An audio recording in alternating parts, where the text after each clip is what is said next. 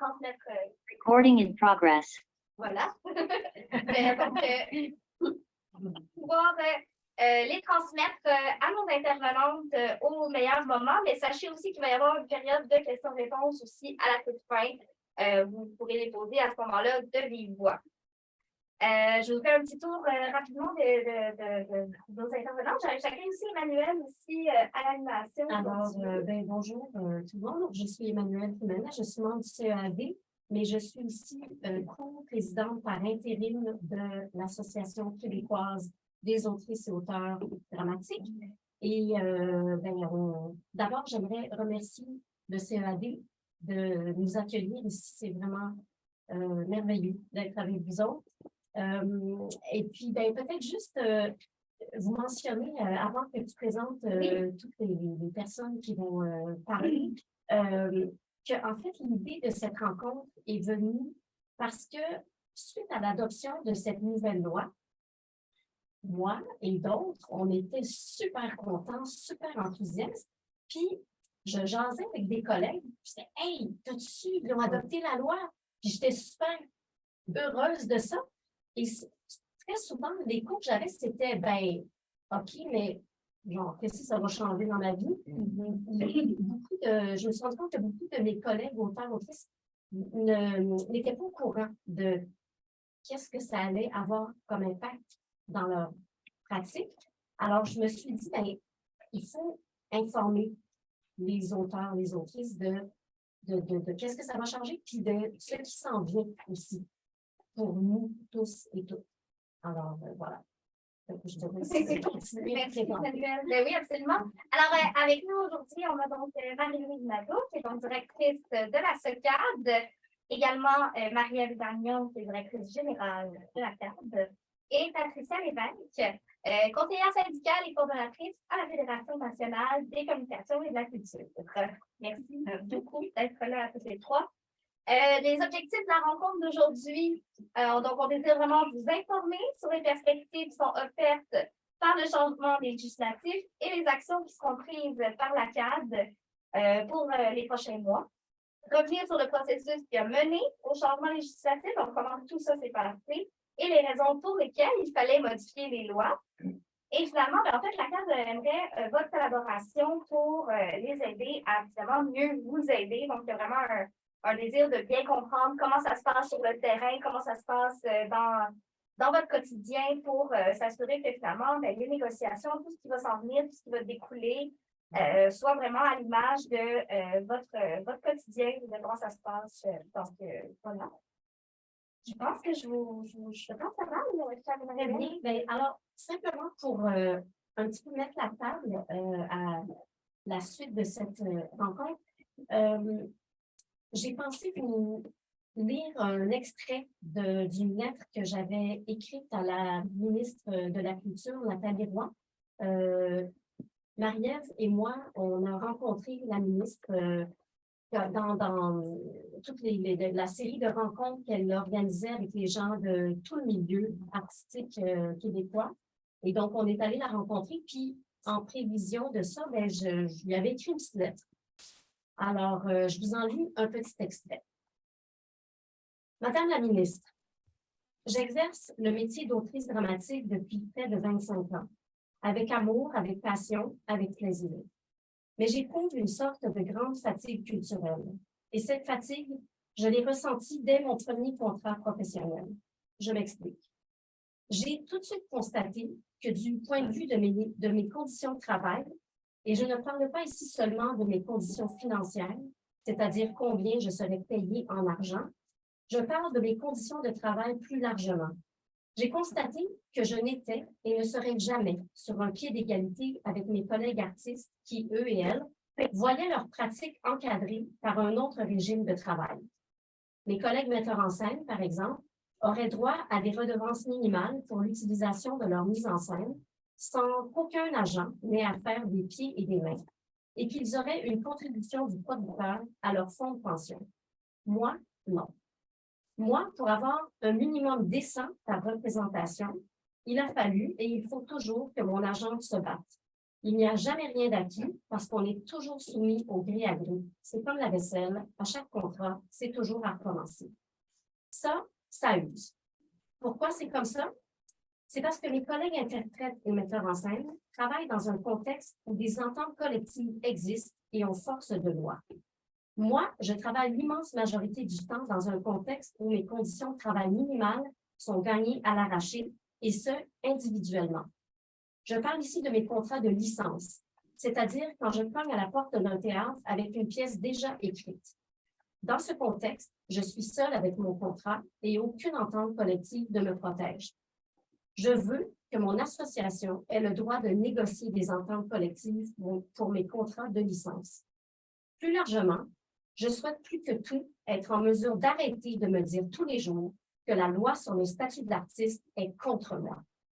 Si la loi est réformée dans le sens que nous souhaitons, je pourrai, et il est grand temps, retourner faire ce que j'ai à faire, c'est-à-dire écrire du théâtre, plutôt que de me battre pour faire respecter minimalement les droits fondamentaux et ceux de mes collègues.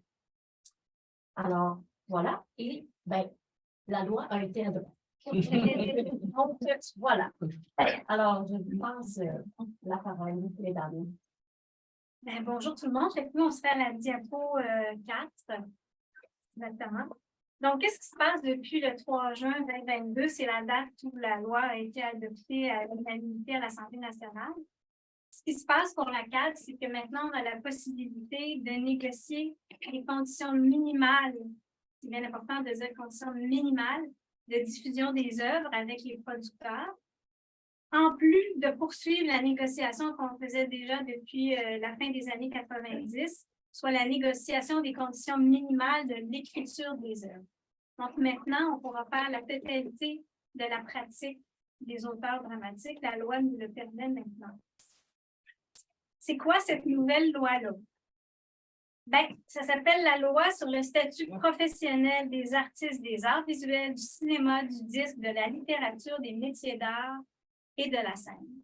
C'est une loi qui est égale pour tous les artistes et qui touche tous les artistes également, contrairement aux deux lois qui existaient avant.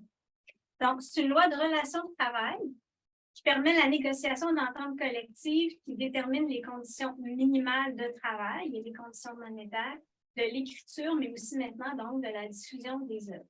C'est important de dire, je le répète, que c'est des conditions minimales. L'artiste a toujours la possibilité de négocier des meilleures conditions, d'où le nom d'entente collective et pas de convention collective. C'est ça la différence. L'artiste et le producteur, ils ne peuvent pas, par exemple, convenir de conditions inférieures au minimum qui ont été négociées dans les ententes. La nouvelle loi prévoit aussi des nouvelles protections contre le harcèlement psychologique sexuel, de même que des protections contre les représailles que pourraient subir des artistes qui feraient valoir leurs droits en fonction de ce que la loi permet de faire aux artistes, justement. Donc ça, c'est nouveau. Ça n'existait pas dans la loi avant. Ces choses-là, ça devait être négocié dans des ententes collectives. Maintenant, c'est déjà inclus dans toutes les ententes parce que c'est la loi. Pour faire ce travail-là, la CAD ne sera pas seule. La CAD est maintenant affiliée avec la FNCC-CFN. Depuis son affiliation, donc, depuis notre affiliation, on peut profiter de l'aide des ressources apportées par cette immense organisation syndicale québécoise. La FNCC-CSN, c'est l'organisation syndicale la plus représentative, surtout la plus importante des communications, du secteur des communications et de la culture. Donc, pour un petit syndicat comme nous, c'est vraiment très important. Alors, pour arriver à ce changement législatif, qu'est-ce qu'on a fait? Bien, évidemment, pendant plus de 30 ans, on a travaillé pour faire changer la loi, mais disons que ça a été plus intense dans les 18 derniers mois. Pas que les gens n'ont pas travaillé avant, puis ceux qui étaient là avant moi, même avant moi, ont déjà travaillé. On travaillait pour changer la loi.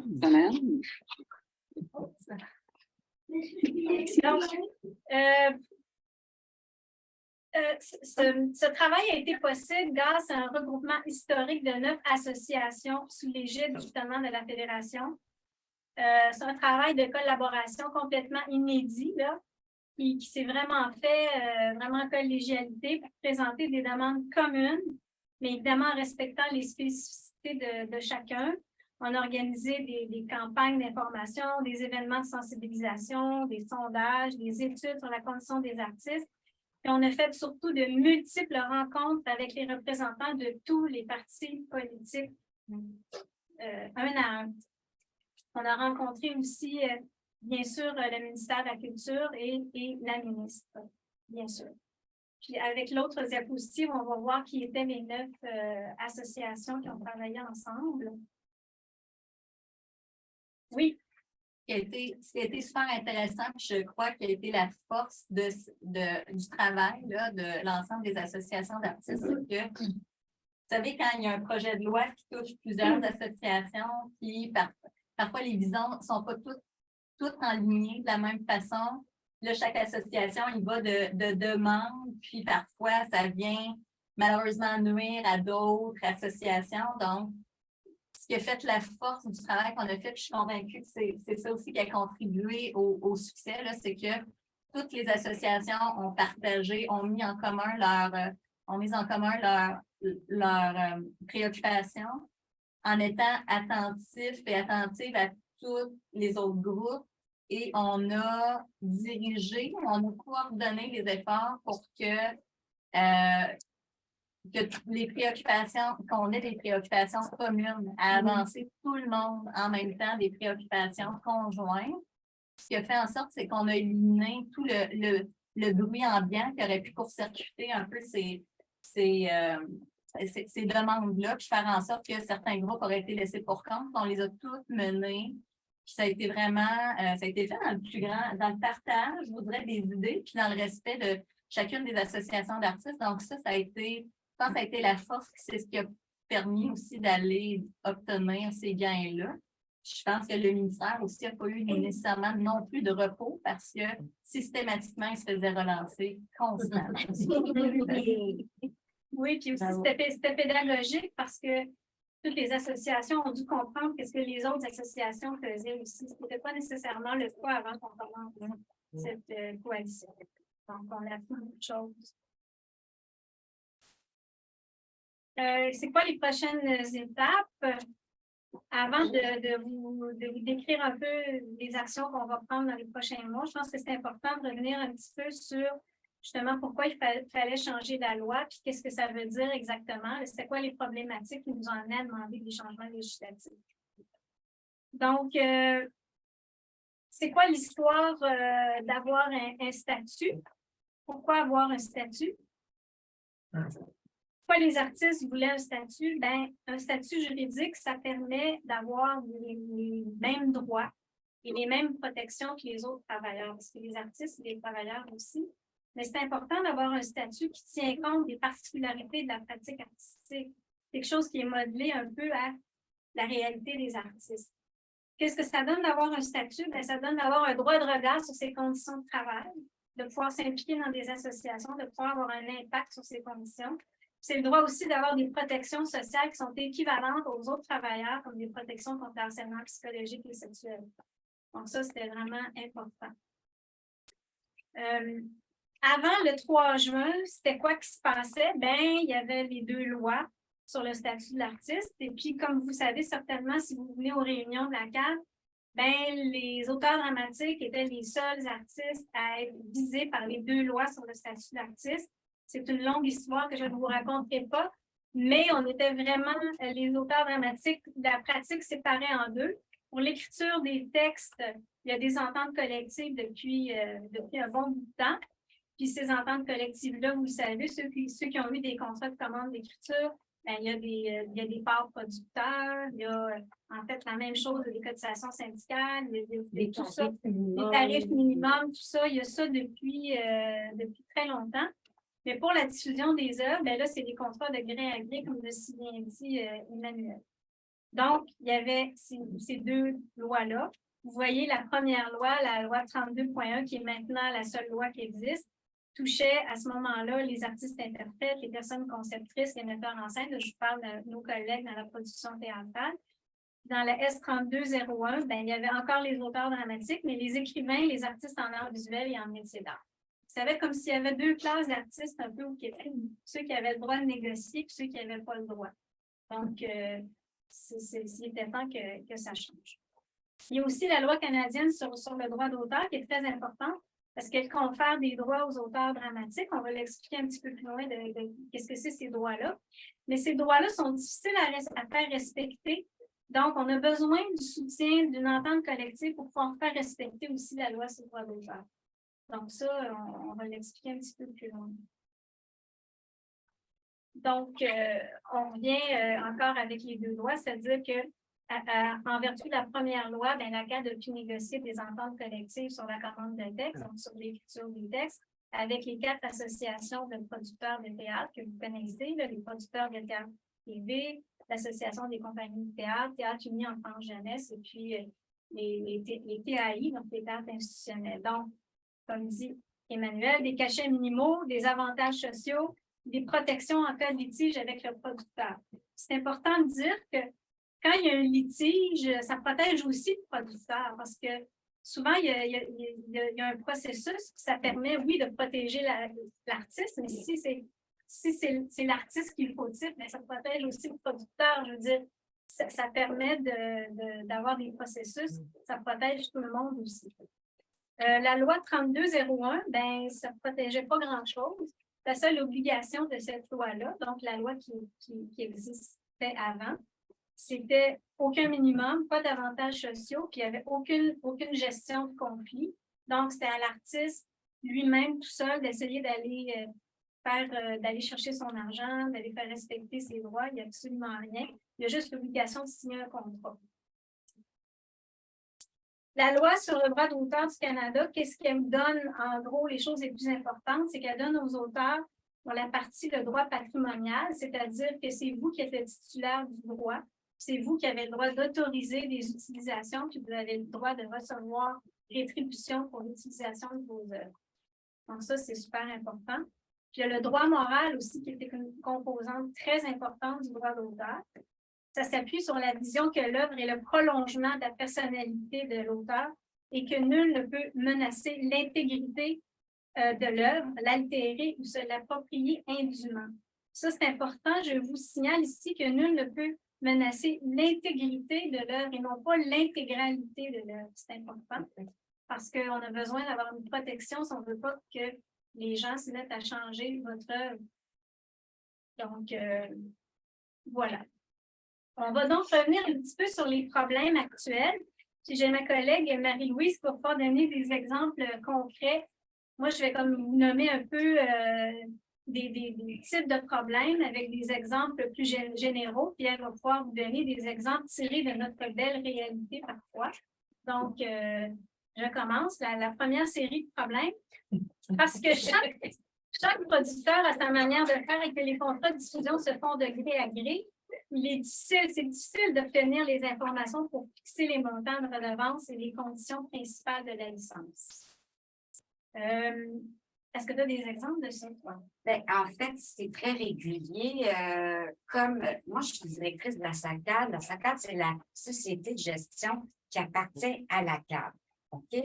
Donc, la SACAD gère les demandes dans le secteur scolaire. On a une entente avec le ministère de l'Éducation, dans le secteur amateur et dans le secteur professionnel pour les auteurs qui nous confient le mandat de négocier leur entente contractuelle. OK? Mais je donne aussi des informations tant aux producteurs qu'aux auteurs et j'évalue aussi, comme Marie-Ève le fait aussi en partie, quand un peu, on évalue les droits d'auteur pour des projets. OK? Donc, ce que je peux vous dire par rapport à ça, les informations requises, c'est que peu importe le secteur d'utilisation, d'où vient l'utilisateur, il faut avoir des informations de base.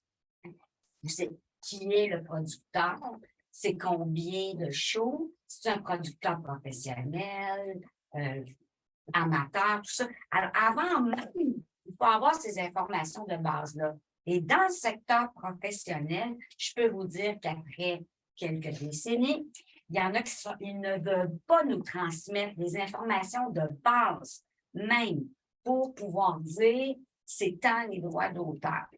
Alors, dans une entente collective, ils vont être obligés. Je ne dis pas qu'on ne finit pas par les obtenir, mais c'est la croix et la bannière pour certains projets. On ne veut pas nous dire le prix des billets, on ne veut pas nous dire le nombre de places exactes, le nombre de représentations. Il faut aller chercher à la pièce une espèce de paranoïa de certains producteurs. Je dis bien de certains, OK? Mais on ne peut pas fixer les droits sans avoir ces informations-là.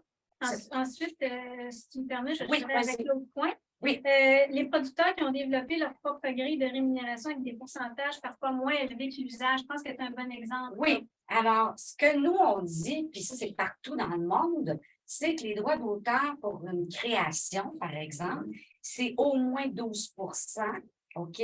En France, ça peut être 11,5.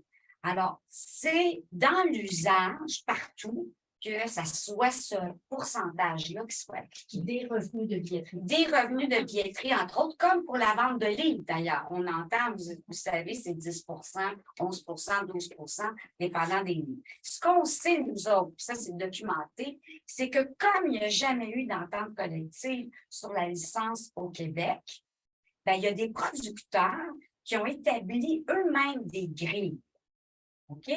Alors, peu importe que vous soyez junior, senior, si c'est la première fois que ce théâtre-là vous engage, c'est tel montant. Quel pourcentage? Tel pourcentage, tel montant. Alors, ça va varier de 9 à 11 par exemple.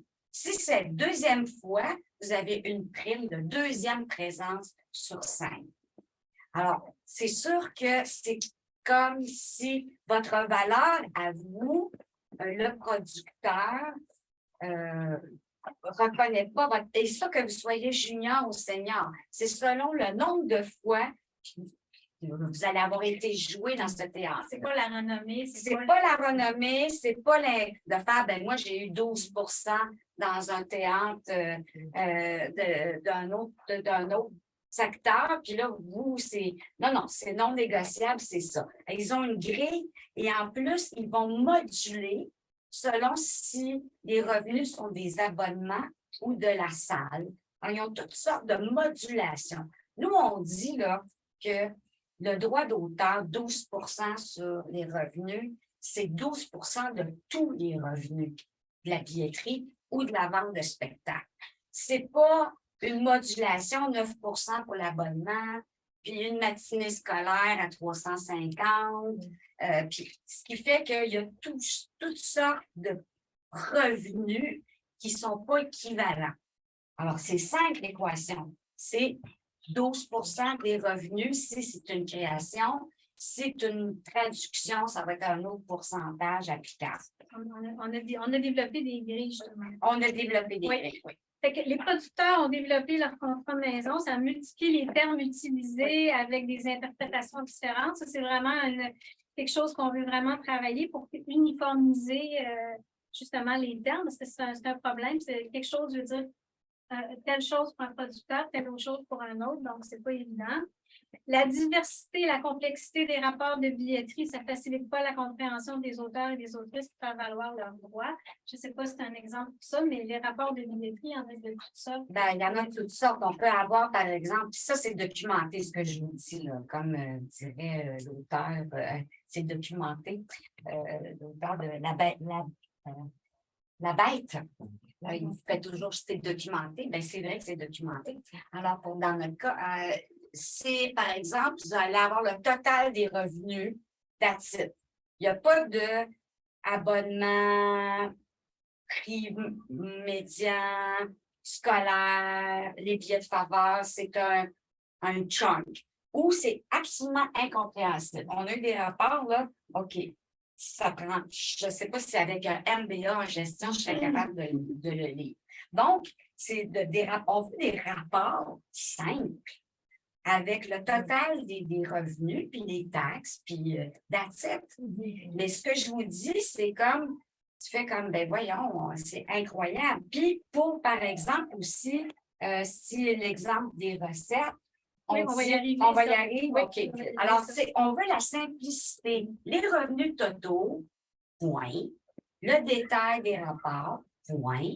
puis pas des magmas de patentes qui sont extraits de logiciels qu'on ne comprend pas. Ensuite, j'irai donc à les autres types de problèmes parce que l'auteur, il n'y a pas de rapport de force il n'y a pas de rapport de force dans leur négociation avec les producteurs. Bien souvent, il y a des demandes démesurées de conditions de la licence par rapport à l'utilisation projetée. Ça, si tu me permets, je vais donner un exemple, comme par exemple demander une licence pour 7 ans, alors qu'il n'y a aucun projet de tournée ou de. Donc, c'est comme s'il fallait geler la pièce pendant 7 ans, mais il n'y a pas de projet qui justifie une licence aussi longue que ça. Ça, c'est arrivé souvent. Oui, puis tu vois, j'ai un autre exemple, là, ça, c'est de proposition de contrat, c'est un producteur en région, très bon, je ne dis pas qu'il n'est pas bon, là, le projet n'est pas bon. Alors, il ne joue jamais en langue anglaise, il joue exclusivement en région, puis au Québec.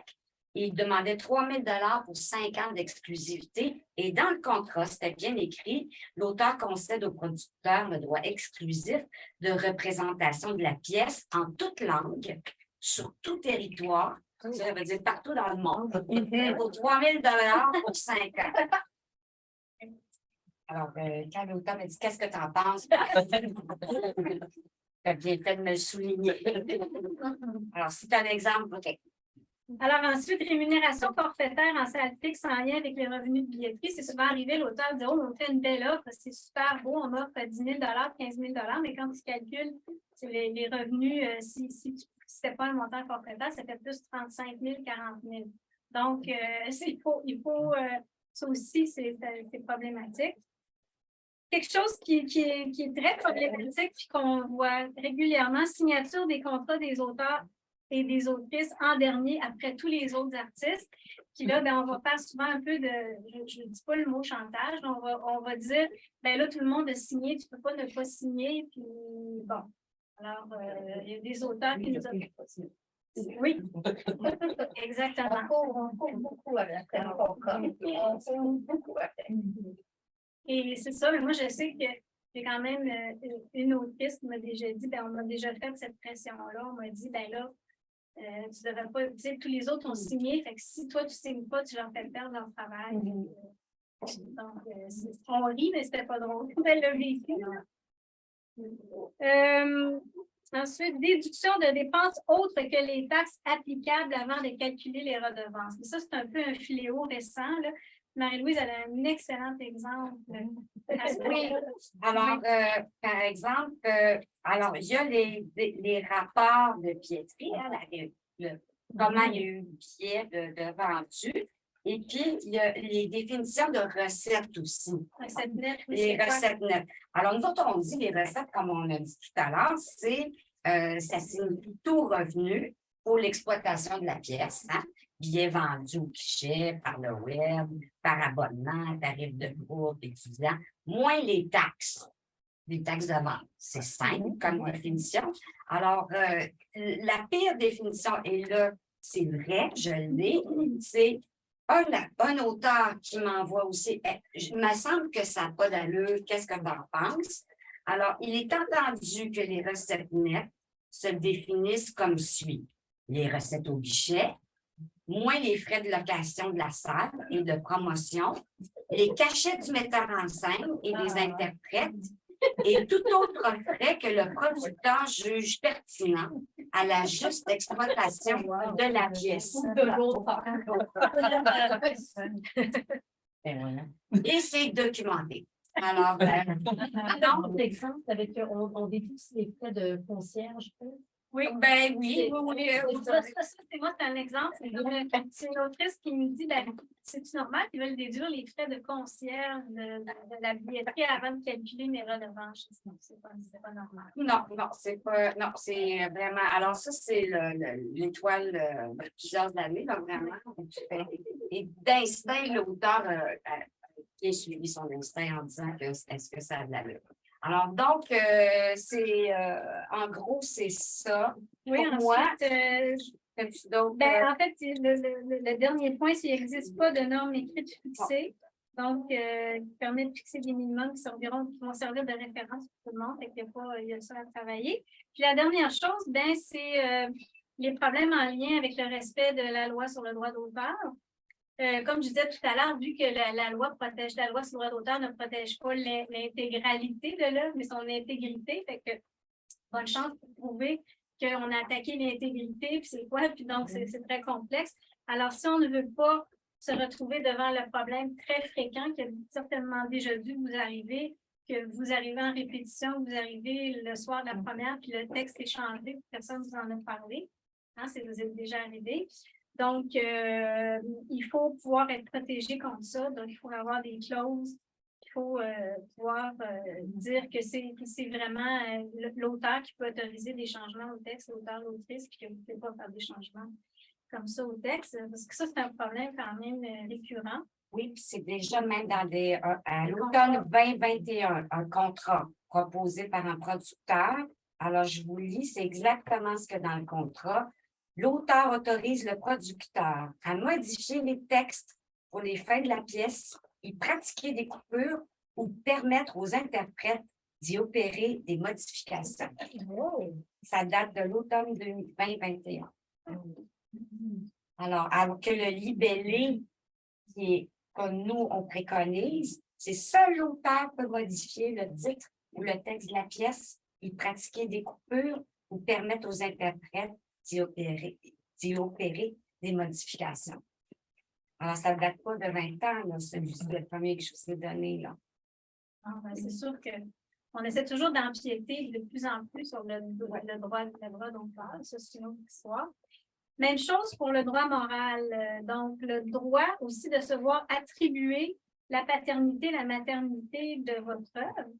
Parce que ça arrive, là, c'est des cas qu'on a eu cette année récents, qu'il y a de la promotion qui est faite, mais le nom de l'auteur n'est pas là, mais le nom du metteur en scène est comédien. Des gens vont faire de la promotion à la radio, on ne mentionne pas le nom de l'auteur. Il y a des affiches, le nom de l'autrice n'est pas là. Donc, quand vous avez le droit que votre nom soit là, si les noms s'il y a d'autres noms d'autres artistes qui sont dans la production, c'est pour que le nom de l'auteur ou de l'autrice soit là.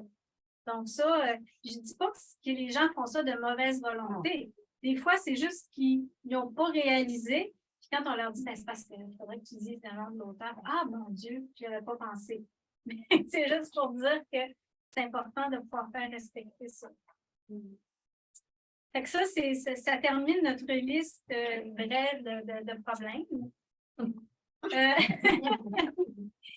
On va faire un petit comparatif de la réalité en ce moment. Donc, j'ai pris une petite salle PAI pour pouvoir comparer les minimums des ententes des autres artistes. Donc, ici, on parle d'interprètes, de metteurs en scène et puis de concepteurs, donc les ententes de l'UDA et de la PASC.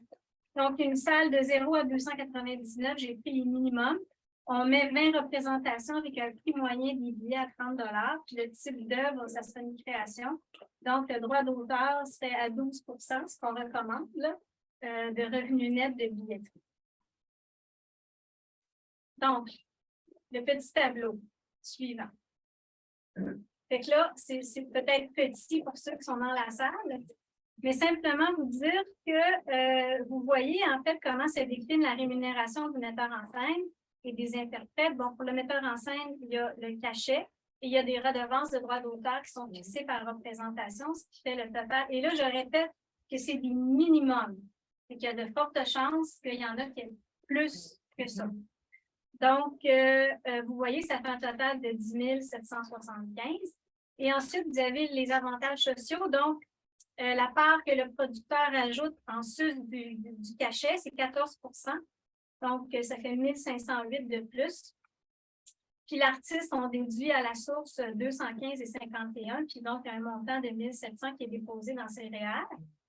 La cotisation syndicale est de 2,5 % de 269 et 40. Ça, c'est quoi la cotisation syndicale? Il y en a peut-être qui te demandent c'est quoi. Mais la cotisation syndicale, c'est le montant qui revient à l'association d'artistes à chaque contrat. Parce que c'est ce qui permet à l'association de faire les négociations, d'exister, puis de pouvoir défendre les droits, puis d'aller, s'il faut engager des avocats, d'aller défendre les droits des membres dans le cas de litige, etc. Donc, vous voyez que la cotisation est de 2,5 % en ce moment à l'UDA. Et la rémunération minimale totale incluant les avantages sociaux, vous voyez que c'est 12 000 quelque chose. L'interprète, on fait le même exercice, sauf que l'interprète, il y a des répétitions. Et encore une fois, je vous répète que c'est le minimum, là.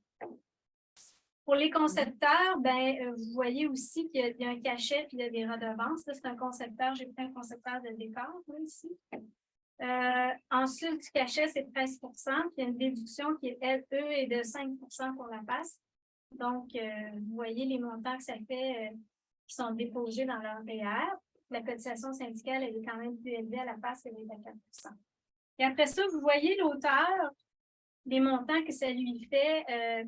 Vous savez, on calcule souvent un minimum garanti pour les auteurs quand on arrive en salle. Souvent, c'est basé sur entre 45 et 65 Donc, s'il n'y a pas beaucoup de monde dans la salle, bien, vous assurez au moins d'avoir ce montant-là. Vous voyez les montants que ça donne. Et ça, c'est le montant total. Ce n'est pas un minimum, c'est ça. C'est ça le montant. Ça, c'est 12 Vous voyez que sur l'autre diapositive, j'ai calculé à 10 et à 8 puisque ça arrive qu'on voit ça aussi.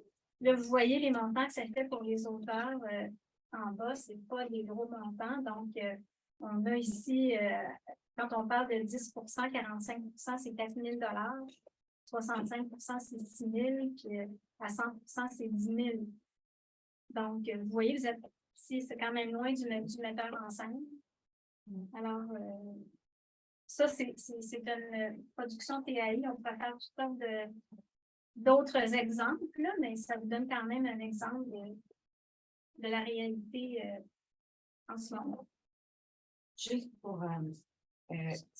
bien que ça soit clair, le 45, 65, 100 là, c'est le prix des billets, OK, moyen avant taxe, fois le nombre de places, OK, fois 12 puis 45 c'est l'estimation du taux d'occupation. Comprenez-vous? On va faire, les producteurs en général vont faire une estimation de leur revenu à 70 Alors, si c'est un succès, c'est 100 mais c'est rare que ça peut être 100 parce qu'il faut enlever les billets de faveur aussi. Donc, 65, 70, 45, ça peut être un succès d'estime, mais il a vendu 45 des billets. Donc, vous voyez les variables là, qu'on peut voir, c'est habituellement ça. Naturellement, la pandémie a le dos large et certains vont faire leur estimation des revenus plus bas qu'avant la pandémie. Mais en général, on peut dire c'est ça, 45, 50, 55 60. 90 c'est un succès. Fait que vous voyez, en ce moment, parce que je rappelle que la CAD gère des contrats et des ententes collectives, les 4 ententes collectives. Donc, en ce moment, il y a quand même pas mal de contrats d'écriture déjà. Et puis, les auteurs paient déjà des cotisations syndicales et les producteurs mettent déjà des parts producteurs sur les contrats d'écriture. Fait que ce que ça donne, par exemple, je vous donne un exemple en ce moment, pour un cachet de 5 000 mais la part producteur à la CAD est de 13, donc le producteur ajoute 650 L'artiste qui est membre, on lui enlève 100 pour le mettre dans son REER. Fait que dans son REER, on dépose 750. La cotisation, elle est de 2,5 ça fait 125. Maintenant, quelqu'un qui n'est pas membre, quelqu'un qui ne veut pas devenir membre, ça, c'est pas encore là. Ça, c'est plus tard. Merci. Donc, quelqu'un qui ne veut pas devenir membre, il n'aura pas droit à la part producteur et puis il va payer 4,5 des cotisations syndicales. Donc, pourquoi ça? Parce que c'est sûr que tout le travail, tout ça pour pouvoir, je dirais, en arriver à des meilleures conditions, c'est comme ça que ça se passe. Je vous dirais qu'il y a très peu d'auteurs qui refusent d'être membres, qui refusent d'avoir cet avantage-là. Puis nous, ce qu'on fait, comme j'expliquais quand je vous ai envoyé un courriel, Pascal, tout ça, c'est que ces fonds-là, pour nous, les parts producteurs qui nous reviennent, on ne les met pas dans le fond de la CAD, on a un fonds spécial qui est à part de notre administration, qui est pour les auteurs, puis c'est des projets qui vont être déterminés par l'Assemblée générale des auteurs. Mais dans ce fonds-là, je vous dirais qu'il n'est pas très élevé parce que depuis le début, on met de l'argent là-dedans, on n'a pas accumulé beaucoup d'argent. Donc, il n'y a pas beaucoup d'auteurs qui refusent d'avoir accès à cet avantage social-là. Donc, arrivons à l'avantage social. Donc, faisons une petite projection du rendement du REER. Parce que vous vous dites, ah, ben moi, si je dépose juste 500 $ à chaque année dans mon REER, qu'est-ce que ça me donne? Ça ne me donne pas grand-chose. Mais si vous commencez tôt, ça veut dire que quand va venir le temps de sortir vos REER, vous pouvez avoir ces montants ici si vous déposez de 500. Mais évidemment, ça dépend toujours des taux d'intérêt, puis tout ça, puis c'est une projection, puis ça pourrait être mieux, puis ça pourrait être pire, c'est sûr. Mais c'est quand même des montants substantiels. Si vous déposez 1 000 $ par année, quand vous allez prendre votre retraite, vous allez quand même avoir un montant substantiel. Puis, il y a une partie de ça qui vient du producteur qui le paye. Donc, c'est quand même pas à dédaigner. C'est quelque chose qu'il faut réfléchir. Puis moi, je comprends que quand j'avais 30 ans, je me disais, j'ai pas besoin de ça, mais aujourd'hui, je pense que c'est tout à fait la même chose. Voilà. Ensuite, donc, qu'est-ce qu'on va faire? Les objectifs globaux de notre négociation à venir. C'est quoi la perspective de changement dans la nouvelle loi? Qu'est-ce qu'on va faire bientôt? Qu'est-ce que la CAD va faire bientôt? Première des choses, c'est uniformiser les définitions et les termes. Ça, c'est les objectifs qu'on a dans notre négociation à venir. Couvrir et documenter la réalité de la pratique. C'est bien important pour nous de bien comprendre qu'est-ce qui se passe, puis où il y a des choses qui clochent, donc on va avoir besoin de vous pour venir nous dire, là, moi j'ai tel type de relation, puis il me semble qu'il y a quelque chose que je trouve qu'il n'y a pas de bon sens, il faut venir nous en parler. Ce qu'on va faire, on va renégocier les conditions minimales d'écriture, donc les ententes collectives qui existent déjà, on va les renégocier pour avoir revoir les grilles de tarifs minimaux. Puis, on veut aussi mieux protéger les auteurs et les autrices dans le cadre des nouveaux processus créatifs. Parce que je pense qu'il y a beaucoup d'entre vous qui ont été confrontés à ça. C'est que, on vous demande de venir écrire, tout ça, c'est pas trop clair, comment vous allez être payé. Il y a toutes sortes de nouveaux processus qui arrivent. Puis, nous, on aimerait ça les connaître, pas pour empêcher la créativité, mais simplement pour dire, on pourrait-tu s'asseoir pour bien comprendre puis que les gens, quand ils s'engagent dans un processus, sachent qu'est-ce qui va se passer puis qu'est-ce que ça veut dire pour eux. Ensuite, la nouvelle négociation qu'on va rajouter, c'est celle des conditions minimales de la diffusion des œuvres. Donc, ce qu'on va faire, c'est qu'on va élaborer une grille de redevance minimale. On commence à travailler ça en ce moment. On va ajouter des avantages sociaux.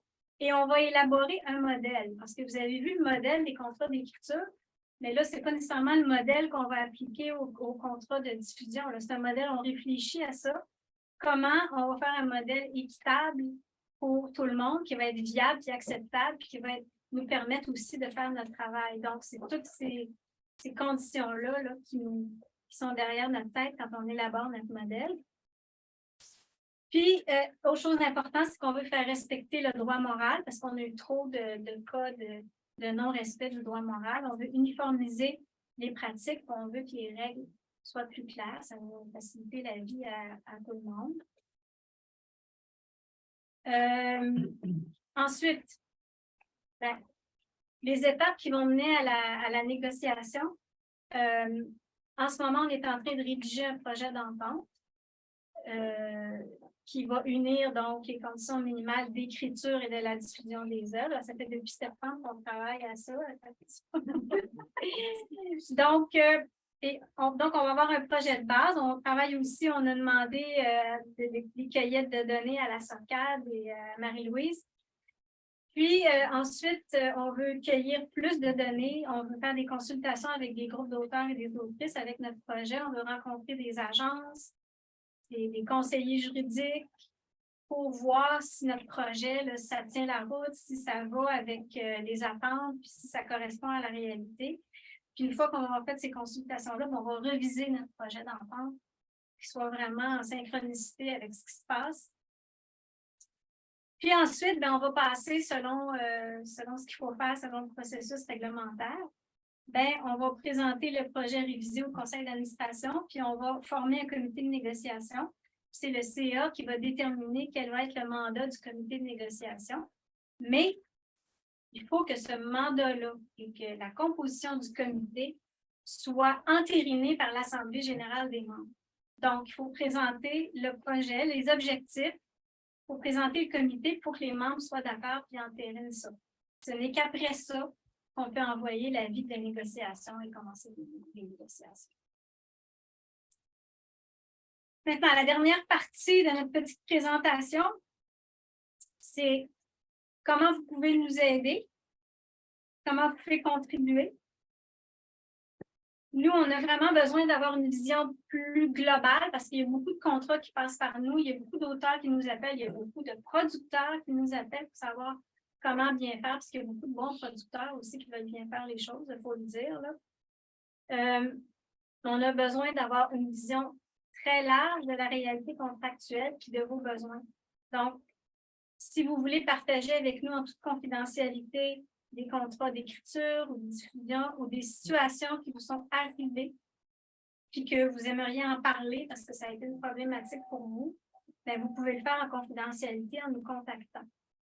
Puis je pourrais vous expliquer les paramètres de confidentialité et tout ça, mais si vous avez envie d'échanger des choses avec nous, bien, on est là pour les recevoir.